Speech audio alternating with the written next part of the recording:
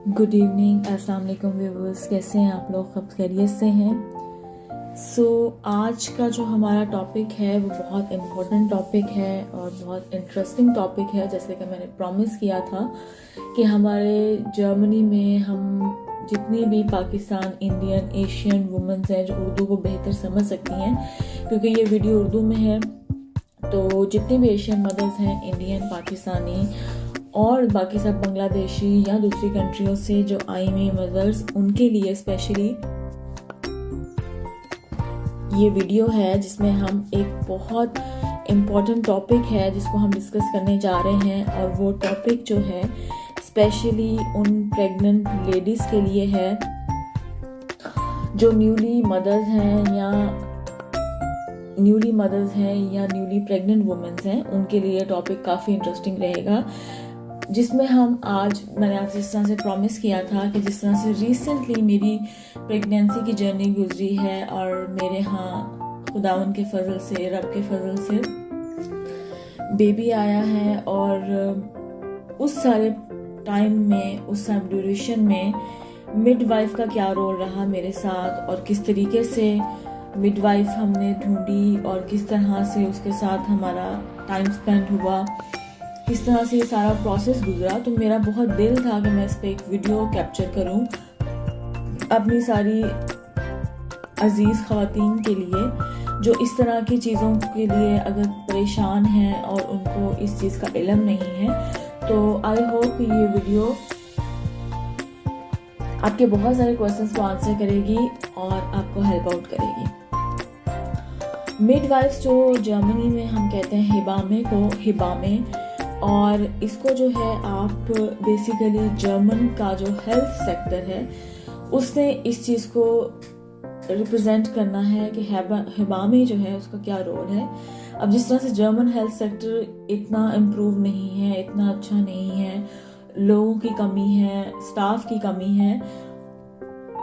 Limited staff है hospitals में, clinics में, हर जगह। तो इस बिहाफ पे हिबामे जो मिडवाइफ्स हैं बहुत इंपॉर्टेंट रोल प्ले करती हैं। मैंने आपको बताया है एक प्रेग्नेंट वुमेन से लेके डिलीवरी और डिलीवरी के बाद बेबी की जो है एक टाइम पीरियड तक, जब बच्चा बिल्कुल स्टेबल हो जाता है। स्टेबल से मुराद कि जब बच्चा 3 से 4 मंथ्स का हो जाए, जब बच्चा बहुत आपको पता चले कि एक्टिव है और बच्चे में जो है वो प्रोग्रेस ठीक जा रही है उसकी हेल्थ के, तो इसमें मिडवाइफ रोल प्ले करती है सारा, और ये बहुत हेल्पफुल जर्नी रहती है। मैंने आपसे ये शेयर करना है और क्या क्या स्टेप्स होते हैं जर्मनी में रहते हुए। प्रेगनेंसी ज़ाहिर है आपकी बहुत डिफरेंट होती है एज़ कम्पेयर टू जब आप अपने होमलैंड में होते हैं उससे, ठीक है। तो आपकी ये सारे टॉपिक जो है ये इस वीडियो में मैं कवर करने की कोशिश करूँगी और डिटेल में हम बात करेंगे इन सारी क्वेश्चंस पे, इन सारी चीज़ों पे। और जब आप बेसिकली सेलेक्ट करेंगे मिडवाइफ, तो आपने जब उनको सर्च करना है,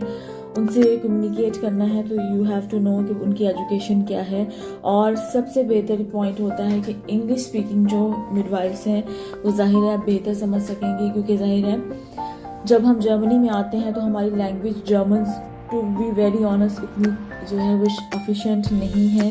हमारी फ्लुएंसी उस तरह से नहीं होती। तो इंग्लिश जो पूरी दुनिया में बोले जाने वाली ज़ुबान है, हम उसमें कम्युनिकेट करेंगे तो वो ज़्यादा बेहतर रहता है। और जर्मनी में आप जर्मन से जब एक दफ़ा इंग्लिश स्पीकिंग स्टार्ट करते हैं तो वो जर्मन जिस तरह हम डर रहे होते हैं उनकी ज़ुबान बोलने के लिए, तो इस तरह से जर्मन्स भी डरते हैं इंग्लिश में बात करने से। लेकिन जब हम उनसे बात करते हैं वो बहुत अच्छे से आपको इंग्लिश में रिस्पॉन्स करते हैं। वही जो हम कॉन्फिडेंस लैक फील कर रहे होते हैं, सेम वही चीज़ वो फील कर रहे होते हैं, लेकिन हमें महसूस होता है कि शायद ये कोई और ज़ुबान नहीं बोलना चाहते।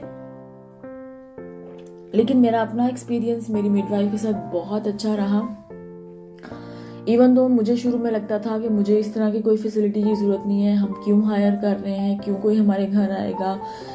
मुझे इस तरह का हेजिटेशन थी कि पता नहीं किस तरह की खातून होगी, किस तरह से मुझे डील करेगी, किस तरह से वो मुझे रिस्पॉन्ड करेगी और क्या फ़ायदा है, क्या ज़रूरत है।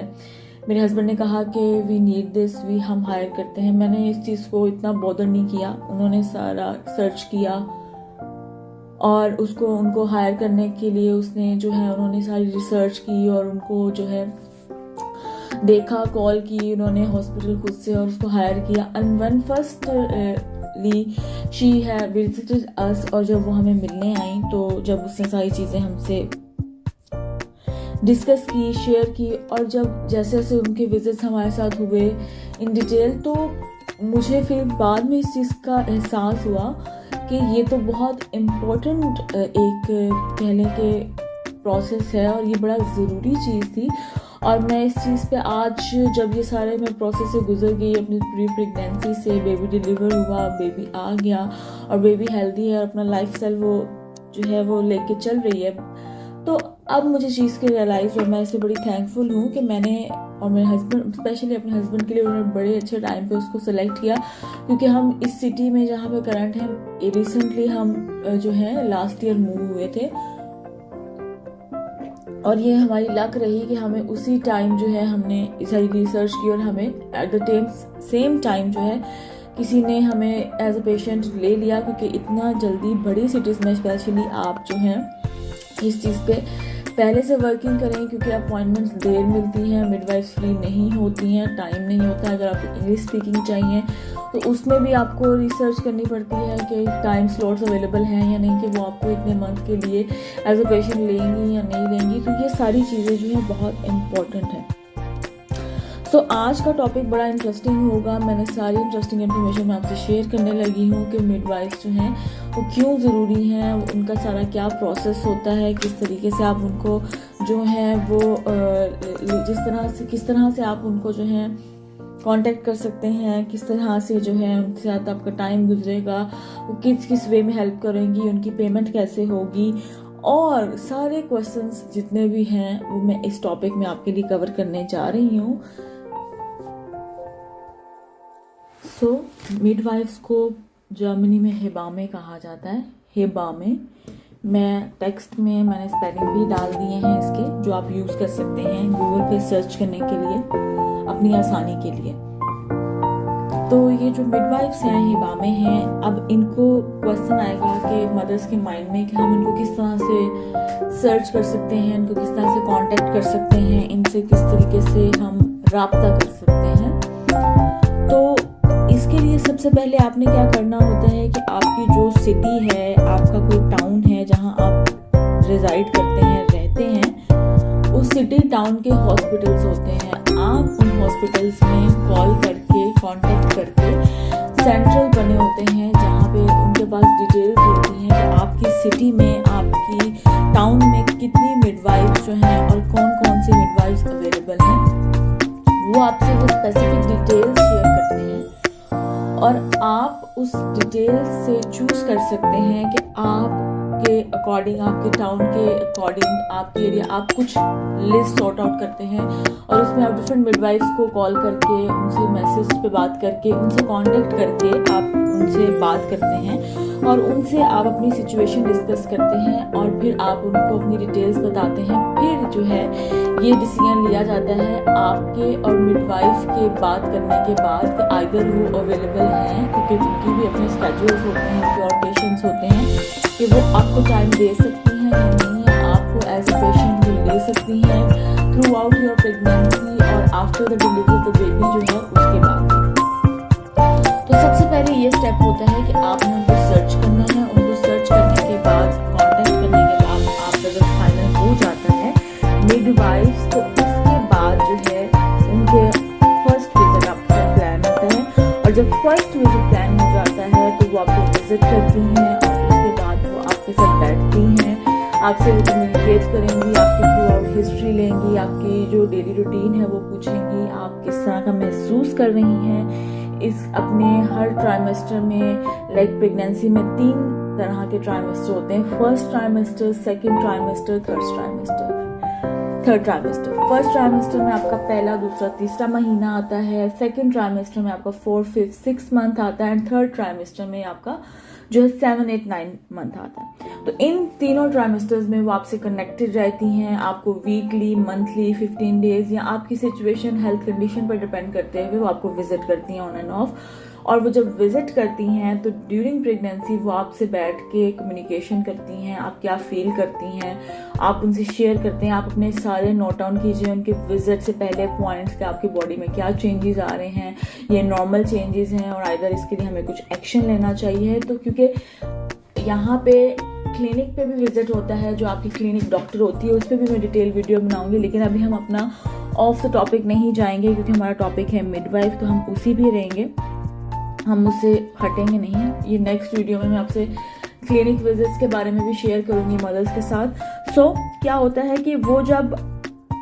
आती हैं तो आप अपने सारे पॉइंट्स नोट डाउन कीजिए, अपने क्वेश्चंस लिखिए, जो आप चीज़ें उनसे डिस्कस करना चाहती हैं, पूछना चाहती हैं कि मेरी बॉडी में ये चेंजेस आ रहे हैं, मुझे ये चीज़ फेस होती है, नॉर्मल है या आइदर इसके लिए मुझे डॉक्टर पे विजिट करना चाहिए अपनी अपॉइंटमेंट से पहले, या मुझे इसके लिए कुछ लेना चाहिए, अपनी डाइट में चेंज करना है या अपनी जो है रूटीन में चेंज करना है या फिजिकल हेल्थ में। वो सारी चीज़ें आपसे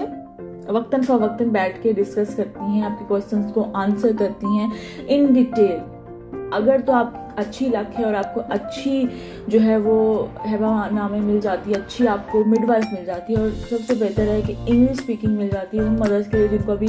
जर्मन लैंग्वेज, जैसे मैंने शुरू में बताया कि इतनी अच्छी नहीं है, तो आपके लिए बहुत गुड लक है। ठीक है, कोऑपरेटिव होती हैं, बहुत अच्छी होती हैं और आपके हर क्वेश्चन को इन डिटेल आंसर करती हैं। आपको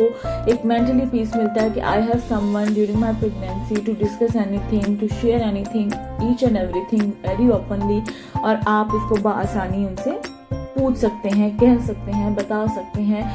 वो आपको इस चीज़ की भी जो है वो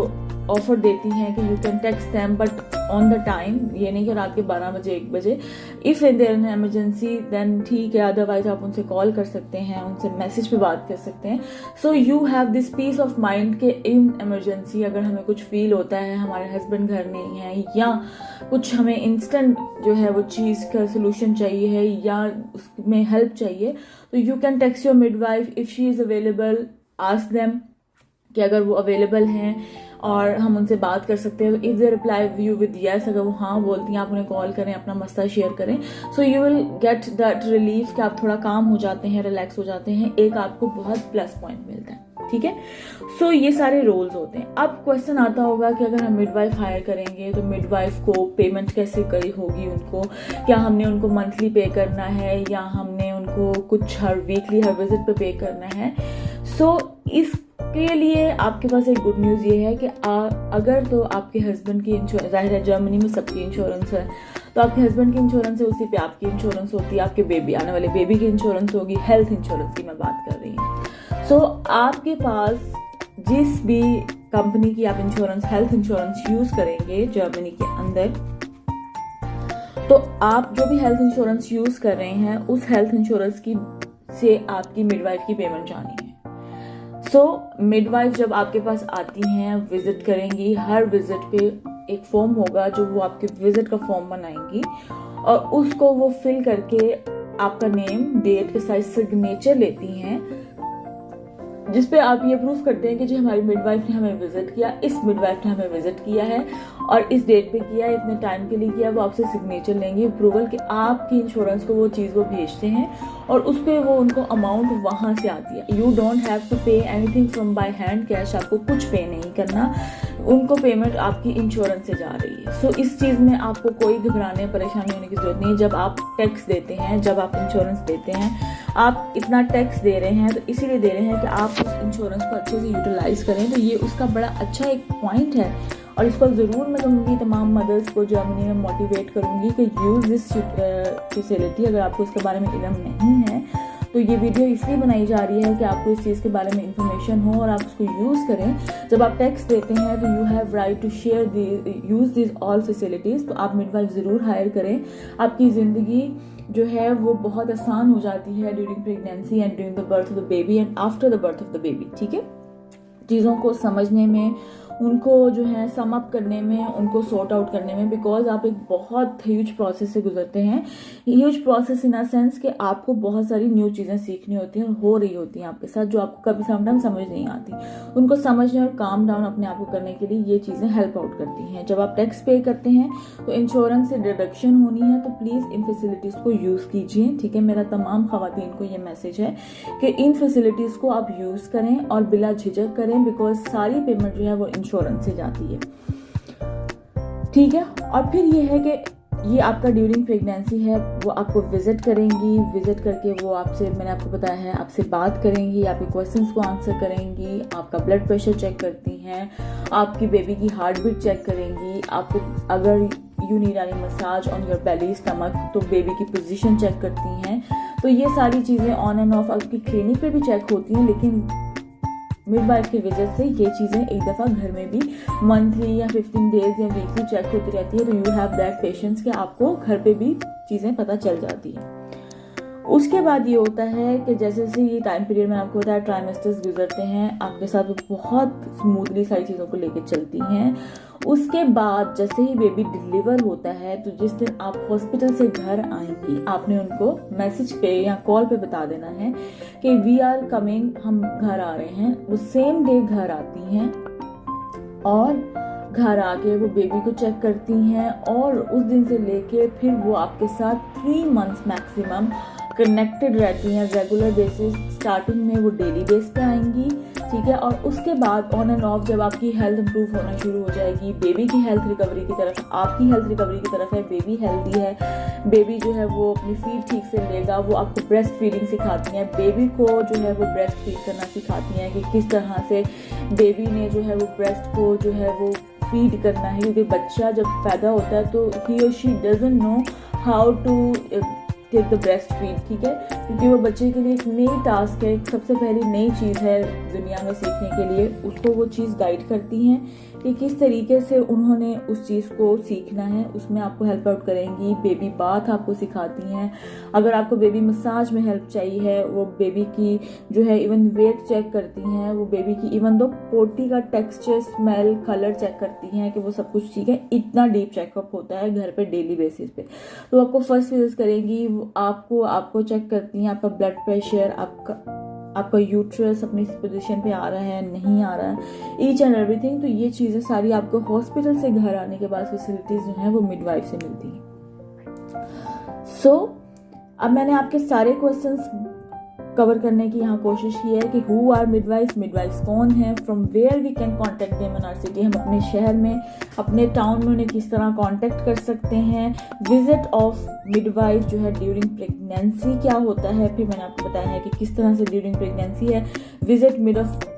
ऑफ मिडवाइफ आफ्टर डिलीवरी क्या रोल प्ले करता है, फिर उनका रोल मदर्स के लिए क्या है, मैंने बताया है कि वो आपको रेगुलरली ये मेन चीज़ें हैं जो चेकअप करती हैं, आपको मसाज, बेली मसाज देंगी आफ्टर डिलीवरी, जो आपका यूट्रस जो है वो अपनी जगह पे वापस आए और वो आपकी हेल्थ को रिकवर करने में हेल्प करता है। आपको टिप्स देती हैं कि कौन सा आपको ब्रेस्ट फीडिंग के लिए चीज़ें यूज़ करनी चाहिए, कौन सी टैबलेट्स, कौन से वाइटामिन, छोटे छोटे क्वेश्चंस वही हैं कि आपके पास जो सारे तमाम सवालात हैं उसको वो जवाब देती हैं। और इसमें इंश्योरेंस का क्या रोल है, मैंने आपको बताया है कि हायर करने के लिए मिडवाइफ को इंश्योरेंस का क्या रोल है। देन मैंने आपको बताया है कि हाउ मच टाइम मिडवाइफ कितनी देर रहती है, मैक्स 3 महीने, और डिपेंड करता है बेबी की हेल्थ पे उसका विजिट। और उसके बाद ये है कि जब तक आपका बेबी 1 साल का नहीं होता, they give you the offer कि आप उनको कॉल कर सकते हैं।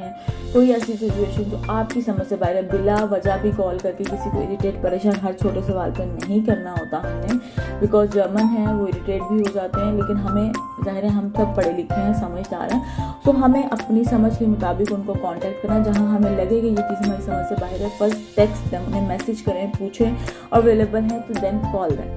और जब आपका बेबी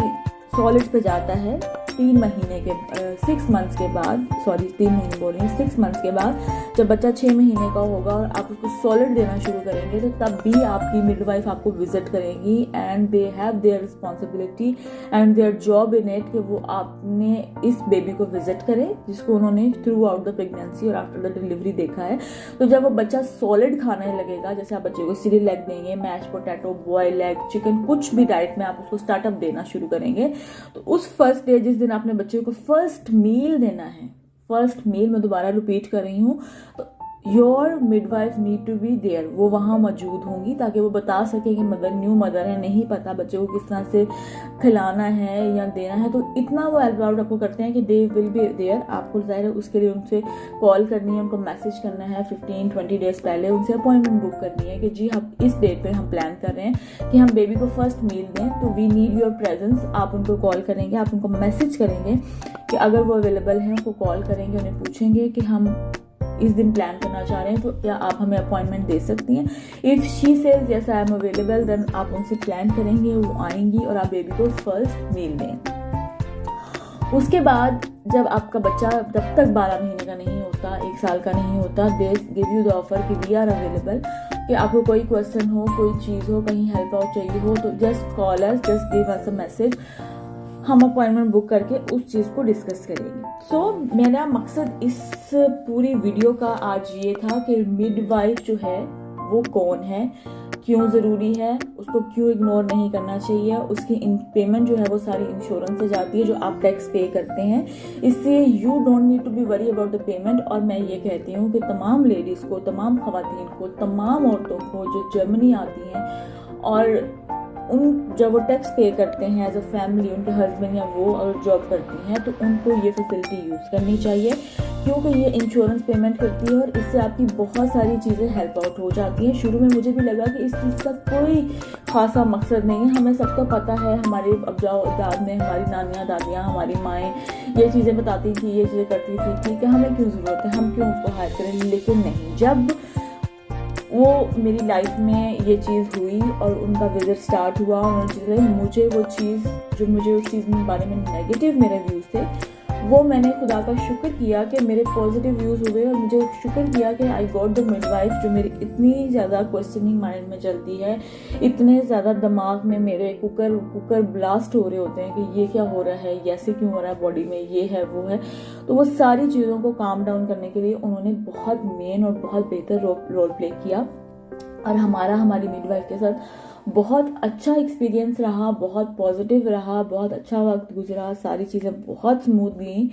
तो शुक्र है खुदा का ये सारी चीज़ों के लिए। तो मैं आप लोगों से ज़रूर इसको शेयर करना चाह रही थी, तो मैंने इसीलिए इस टॉपिक को चूज़ किया कि हम पहले इस टॉपिक पे डिस्कस करते हैं। आपके कोई भी क्वेश्चंस हों, आपके कोई भी माइंड में सवाल आते हैं, बिला झिझक आप मुझे इंस्टाग्राम पे मैसेज कर सकते हैं, इनबॉक्स कमेंट में लिख सकते हैं।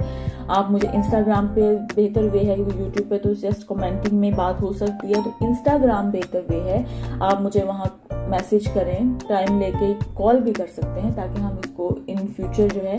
आपका कोई भी क्वेश्चन आएगा, आपके माइंड में कोई चीज़ स्टिल इस वीडियो से अगर आपको क्लियर नहीं होती तो आप कमेंट कर सकते हैं, आप इंस्टाग्राम पर मैसेज करके कॉल का टाइम ले सकते हैं, मैसेज कर सकते हैं, मैं आपको इन डिटेल और चीज़ें आपकी सिटी के मुताबिक गाइड कर सकती हूँ। तो उम्मीद है आप सबको व्लॉग पसंद आया होगा, काफ़ी डिटेल्स में मैंने सारी चीज़ें आपसे डिस्कस की हैं।